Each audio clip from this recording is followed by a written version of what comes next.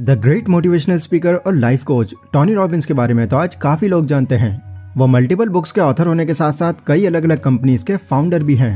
Tony आज इतने कामयाब हैं कि अगर आप उनकी नेटवर्थ गूगल पर सर्च करोगे तो वो आपको बिलियंस में मिलेगी। बट जितनी अच्छी और सुकून भरी लाइफ आप जी रहे हैं ये पहले ऐसे नहीं थे। बचपन से ही उन्होंने अपनी लाइफ में इतने उतार चढ़ाव देखे थे जो किसी के लिए भी सह पाना बहुत मुश्किल है। वो जब 7 साल के थे तो उनके सामने ही उनके पेरेंट्स ने डाइवोर्स ले लिया और फिर वो अपने डैड को खोकर अपनी मॉम के साथ ही रहने लगे। फिर टोनी जब हाई स्कूल में आए तो उनको पिट्यूटरी ट्यूमर नाम की एक बहुत गंभीर बीमारी हो गई, जिस वजह से उनकी जो हाई स्कूल तक हाइट थी वो सिर्फ 10 इंचेस तक ही बढ़ पाई।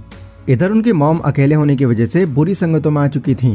वो डेली स्मोकिंग और नशा करती और बार्स के चक्कर लगाती रहती एंड जब भी उनका मूड खराब होता तो वो टोनी को पीटने लग जाती। इन सब चीज़ों और अपनी गरीबी से तंग आकर टोनी ने एक दिन घर छोड़ने का फैसला कर लिया और एक दिन वो मौका देखकर वहाँ से भाग खड़े हुए। अब क्योंकि उनके पास कोई डिग्री नहीं थी तो उनको किसी बड़ी कंपनी में कोई जॉब नहीं मिल पाई, इसीलिए वो एक रेस्टोरेंट के बाहर चौकीदारी करने लगे।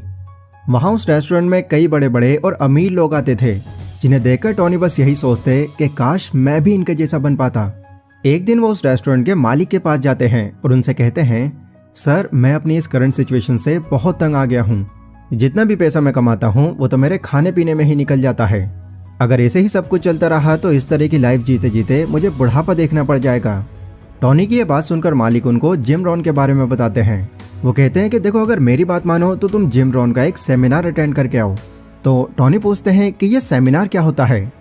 मालिक बताते हैं कि एक सेमिनार वो होता है जहाँ एक लाइफ कोच आपको जिंदगी में आगे बढ़ने के लिए कई अलग अलग तरीके बताता है।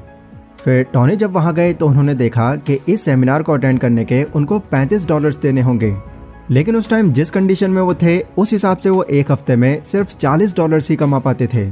पर फिर भी टोनी ने हफ्ते भर की कमाई लगाकर हिम्मत की और सेमिनार अटेंड करने चले गए। सेमिनार के दौरान जिम रॉन से उन्होंने कई ऐसी वैल्यूएबल बातें सीखी जो उन्होंने पहले कभी नहीं सुनी थी।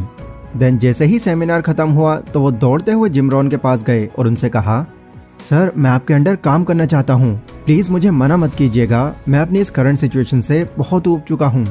जिम रॉन उनको देखकर थोड़ा सोचते हैं और कुछ देर सोचने के बाद वो हाँ कर देते हैं एंड यहाँ से टोनी की फाइनेंशियल जर्नी की असली शुरुआत हुई। जिम रॉन से आगे चलकर वो जो सीखते गए कुछ ही टाइम में वो सभी चीज़ों को प्रैक्टिकली अप्लाई करने लगे। जिम रॉन की ही देखा देख उन्होंने खुद के सेमिनार्स भी करने शुरू कर दिए। हर चीज़ की इतनी लगन और मेहनत के बाद अब वो 26 साल की एज में एक मिलियनर बन गए थे। इसके बाद जिम रॉन के साथ साथ उन्होंने बड़े बड़े इन्वेस्टर्स जैसे चार्ल्स शॉप, वॉरेन बफेट और रेड एलियो की गाइडेंस लेकर एक पूरी बुक लिख डाली और इस बुक का नाम उन्होंने रखा मनी मास्टर द गेम। इसमें आपको फाइनेंशियल फ्रीडम कैसे अचीव करनी है और इस दौरान किन किन बातों का ध्यान रखना है ये डिटेल में बताया गया है। एंड क्योंकि ये बुक बहुत ही महान लोगों की गाइडेंस के साथ बनी है तो इसकी वैल्यू वैसे ही बढ़ जाती है। आज मैं आपको इस बुक की हेल्प से कुछ ऐसी ही इंपॉर्टेंट बातें बताने वाला हूँ जिन्हें जानकर आपको फाइनेंशियल फ्रीडम कैसे अचीव करनी है इसका एक रोड मैप मिल जाएगा। प्लस इस जर्नी में आपको किन किन बातों का ध्यान रखना है।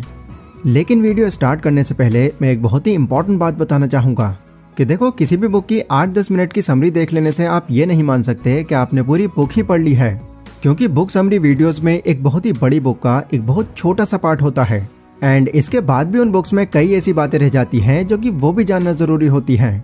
इसलिए वीडियोस के साथ साथ अगर आप बुक्स की नॉलेज को और डीप में समझना चाहते हो तो इसके लिए मैं आपको